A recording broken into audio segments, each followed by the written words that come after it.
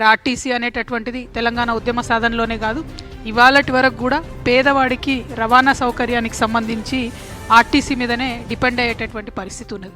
మరి అటువంటి ఆర్టీసీని కంపల్సరీ ప్రభుత్వంలో విలీనం చేస్తామని చెప్పి ఆనాడు బీఆర్ఎస్ సర్కారు బిల్లు పెట్టింది. అది అక్కడ బీజేపీ గవర్నర్ గారు వారు అడ్డుకోవడం జరిగింది.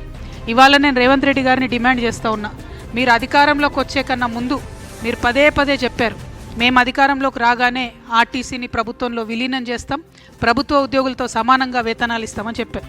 మీరేమి కొత్తగా చేసే అవసరం లేదు. ఆల్రెడీ బిల్లు గవర్నర్ దగ్గర రెడీగా ఉంది, ఉభయ సభల్లో పాస్ అయ్యి గవర్నర్ గారి దగ్గర ఉన్నది.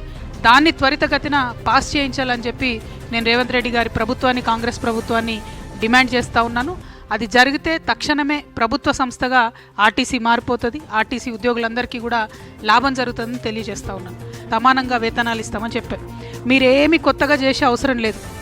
ఆల్రెడీ బిల్లు గవర్నర్ దగ్గర రెడీగా ఉంది, ఉభయ సభల్లో పాస్ అయ్యి గవర్నర్ గారి దగ్గర ఉన్నది. దాన్ని